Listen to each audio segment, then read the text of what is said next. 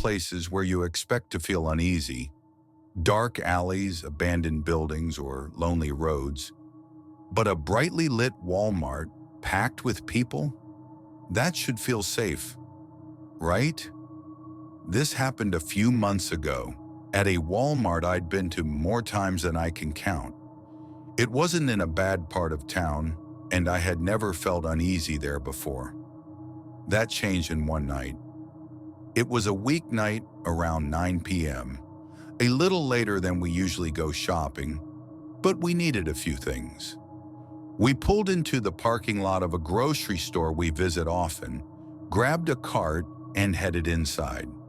That's when I noticed them. 4 or 5 guys, maybe mid-20s, standing near the entrance, leaning against the wall, talking.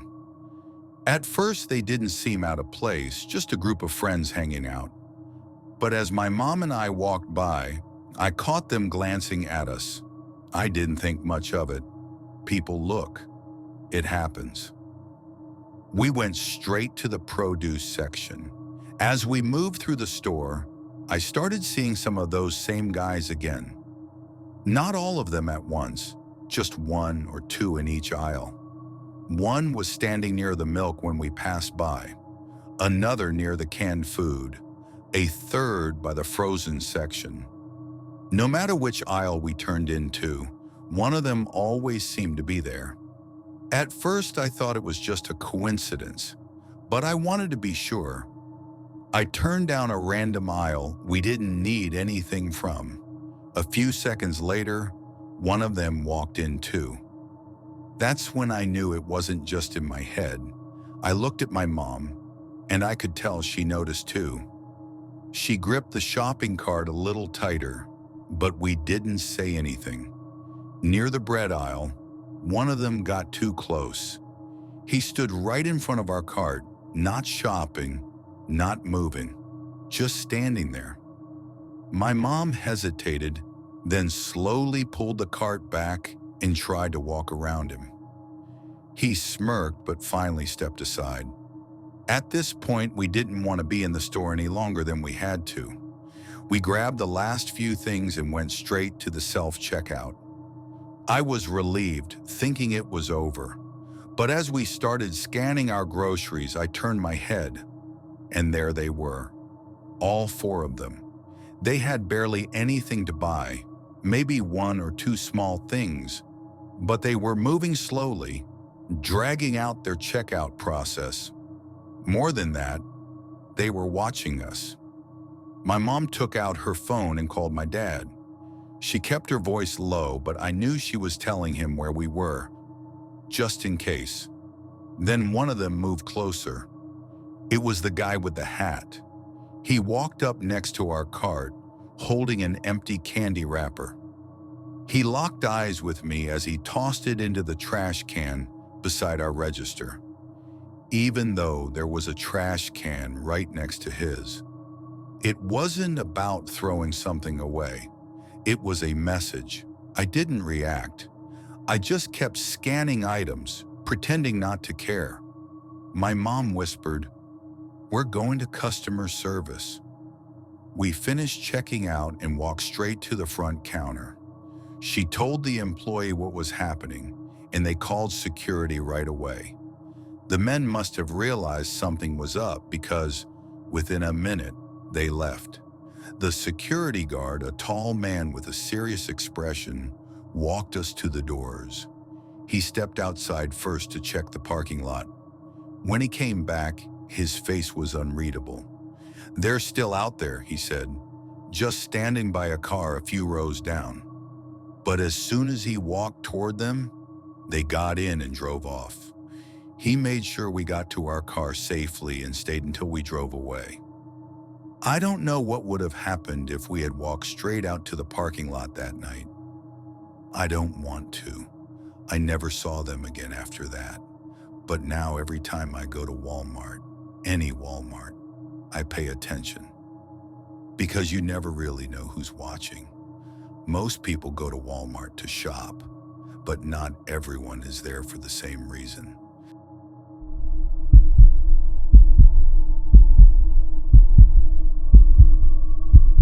Working at a big retail store overnight isn't exactly the most exciting job, but I took it because I preferred avoiding crowds.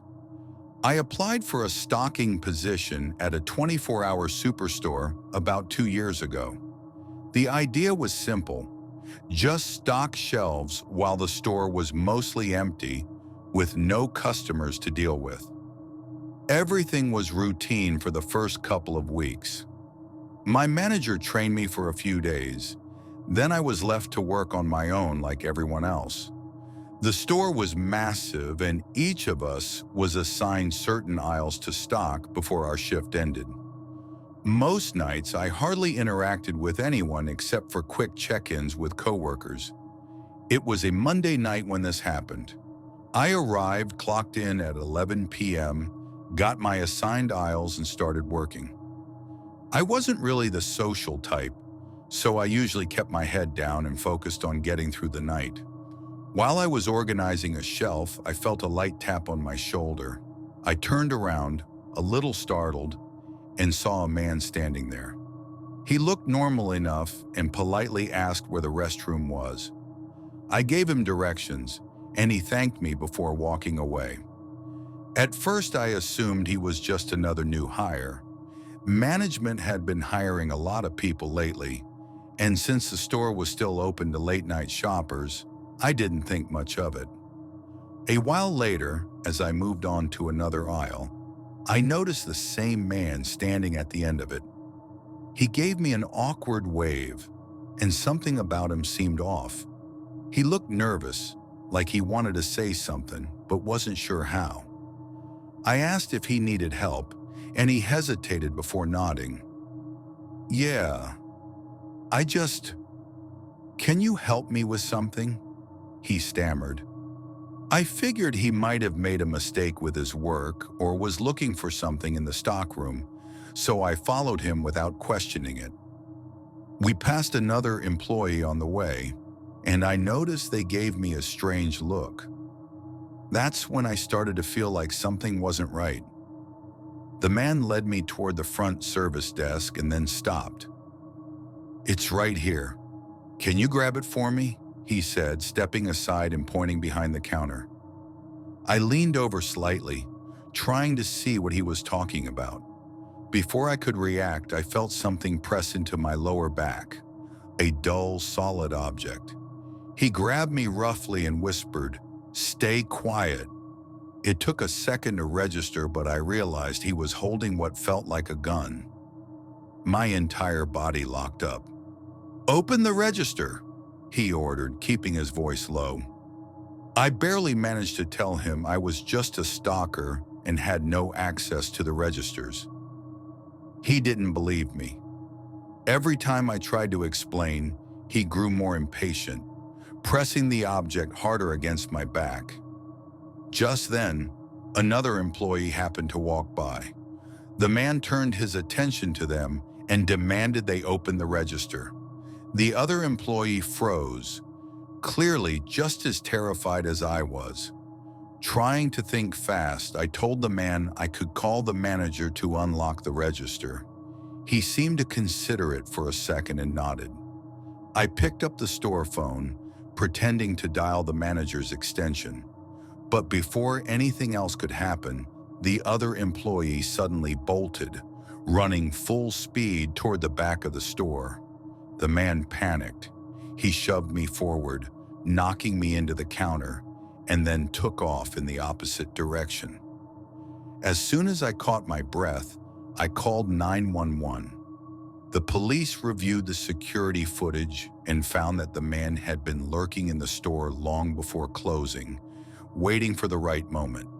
The cameras got a clear shot of his face, and it didn't take long for them to track him down. Turns out the gun he was carrying wasn't real. It was a spray-painted fake. But at the time, I had no way of knowing that. I still work at the store today, and I've gotten to know my coworkers a lot better since that night. But I can't help but stay extra aware of my surroundings. After all, if he was able to hide in the store unnoticed, who's to say someone else couldn't do the same? Have you ever experienced something unsettling while working late at night? Let me know in the comments.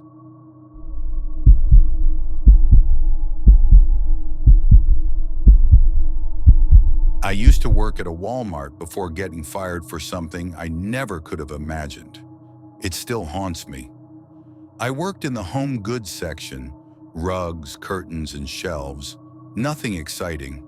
It was usually slow, aside from restocking and straightening up aisles. To pass the time, I got into the habit of keeping one earbud in, hidden by my hair, listening to music. It was technically against store policy, but nobody really cared. My manager rarely checked in, and without music, the boredom would have driven me insane. I never thought that habit would cost someone their life. That day started like any other. I organized leftover stock, adjusted displays, and set up by the aisle near the clearance shelves. It wasn't busy. An hour passed before my first real customer interaction. A middle-aged man walked up, holding a small lamp and a pack of batteries. "Excuse me, do you know if this is the right size?" he asked, holding out the batteries. I looked at the packaging. "Yeah, these should work." He smiled. "Thanks, appreciate it." I watched him walk away toward the checkout. Nothing unusual, just another customer. Then a second man appeared. Something about him felt off. He was tall, gaunt, wearing a faded hoodie pulled over his face. His hands were buried deep in his pockets. He didn't have a card or any items. "Hey," he said flatly, "where are the toolboxes?" I pointed down the aisle. "End of that row on the left." He stared at me for a second too long before heading that way. I shrugged it off and went back to restocking. A few minutes later, my favorite song came on shuffle. I turned up the volume slightly just for that one song. That's when I noticed the first man again. He was still in the aisle, standing near the toolboxes, but something was wrong. His posture was stiff, unnatural. His back was toward me, but his head seemed slightly tilted, as if he were looking over his shoulder. Then the second man stepped out from the aisle. He walked past me quickly without looking back. His hoodie was still up, and he moved with urgency. His hands were empty. Something about it felt strange, but I didn't think much of it. People acted weird in Walmart all the time. Then I saw it, a streak of red on the floor, barely noticeable against the dark tiles. It led from the tool aisle toward the back of the store. I followed it with my eyes, my stomach tightening. The first man still hadn't moved. I hesitated, then slowly walked toward the aisle. "Sir?" I called out. No response. As I stepped closer, I saw his hands hanging limply at his sides. One of them was clutching the battery pack, his grip so tight the plastic had cracked. The other hung open. Blood dripped from his fingertips. I turned the corner fully and froze. The man was propped against the shelves, his throat slit so deeply that his head had almost fallen forward unnaturally. His shirt was soaked through, and his legs had buckled beneath him, as if he tried to stay standing before collapsing. On the metal shelf beside him, written in smeared wet streaks of red, were the words, "He didn't even scream." I took a step back, my breath caught in my throat. The song in my earbud had just ended, the silence making everything worse. I had been standing just a few feet away when it happened. I hadn't heard a thing. I don't remember screaming. I don't remember running. I just remember the chaos that followed. The customers being evacuated, the police arriving, my manager screaming at me for not noticing sooner. They checked the security footage. The man in the hoodie had walked in empty-handed, walked out the same way. The only thing he took was someone's life. I was fired the next day. Not for the earbud, though that was their excuse. I think they just didn't want me around. But I don't care about that. All I can think about is how I was right there. If I had been paying attention, just one moment of awareness, I might have seen it coming. Maybe I could have stopped it. Maybe I could have saved him. But I wasn't.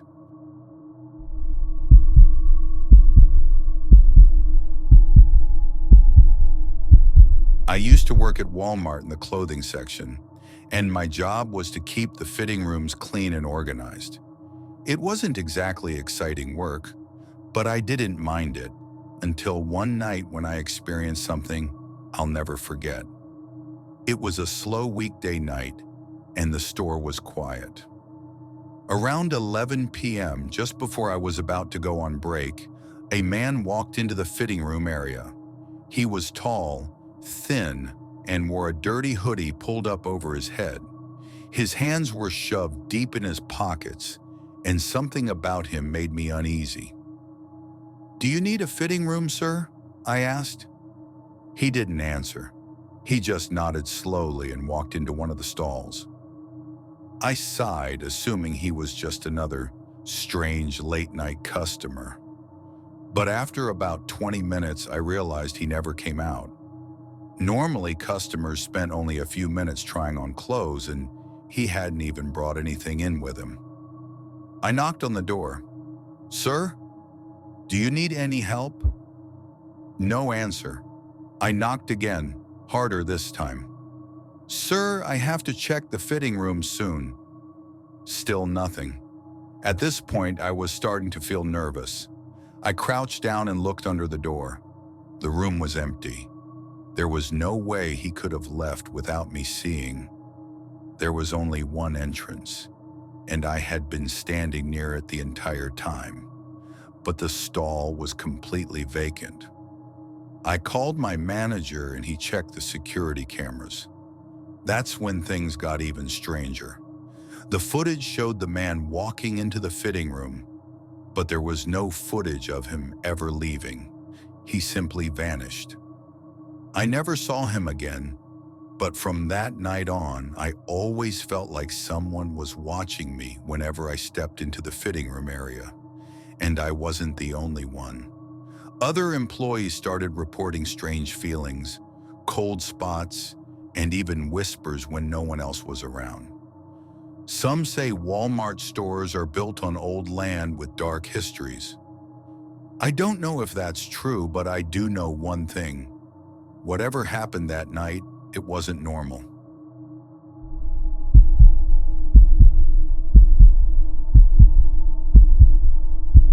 I used to work the overnight shift at Walmart, stocking shelves, cleaning up messes, helping the few customers that wandered in at 2 or 3 a.m.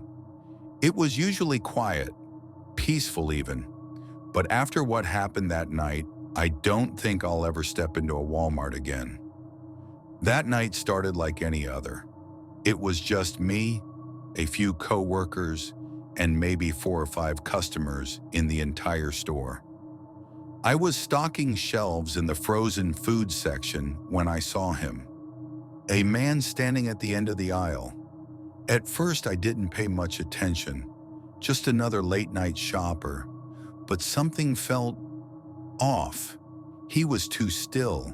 He wasn't browsing, wasn't reaching for anything, just standing there looking down the aisle, looking at me. I kept stocking the shelves, pretending not to notice. Maybe he was waiting for me to move so he could grab something, but when I glanced back a few seconds later, he was gone. I shrugged it off and kept working, but about 15 minutes later, I saw him again, this time in aisle 14. I was pushing a cart full of inventory, heading toward the back, when I spotted him at the far end of the aisle, standing perfectly still. He wasn't holding a basket or a cart. He wasn't looking at anything on the shelves, just standing there, staring. I hesitated but then shook my head. Maybe he was lost or waiting for someone, But as I walked past the aisle, something changed. He smiled. It wasn't a friendly smile. It was too wide, too forced, like he was trying to mimic a human expression, but didn't quite know how. I quickened my pace and turned the corner. When I looked back, the aisle was empty. About an hour later, I went to the break room. A co-worker, Brian, was already there, scrolling on his phone. "Man, have you seen that weird guy walking around?" I asked, grabbing a bottle of water from the vending machine. Brian looked up. "What guy?" "The tall one, dark hoodie, just standing in the aisles. I saw him twice already. Feels like he's watching me." Brian frowned. "Dude, I've been working up front all night. Nobody like that has come through the doors." I stared at him. "That's not possible. I've seen him twice." Brian shrugged. "Maybe he's with another employee?" That didn't make sense. We didn't have extra workers that night, and customers didn't just appear in the middle of the store.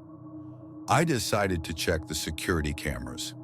I went to the back office where the night manager, Lisa, was watching the monitors. I told her about the man, and she rewound the footage.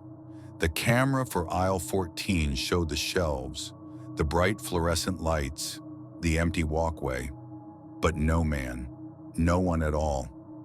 I felt my stomach drop. "That can't be right," I muttered. Lisa sighed. "Maybe you're just tired. You've been pulling extra shifts lately." I didn't argue. Maybe I was just seeing things.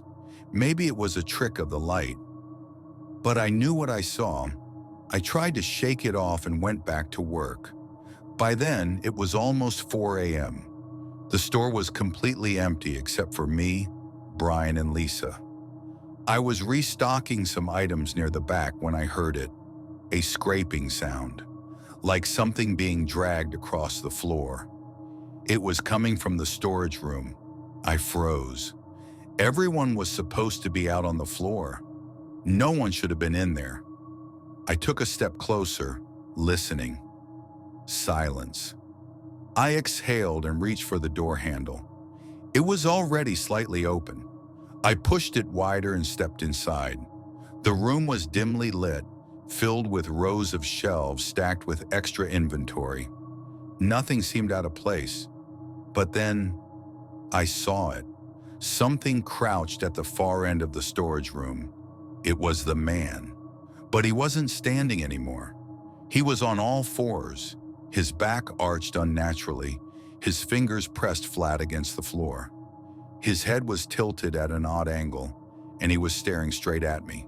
The smile was still there. Wider now. Too wide. I took a step back.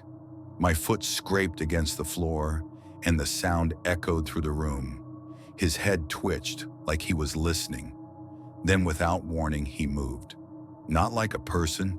It was too fast, too jerky. He skittered across the floor, his limbs bending in ways they shouldn't. I slammed the door and ran. I didn't stop running until I reached the front of the store. Brian and Lisa saw me and immediately knew something was wrong.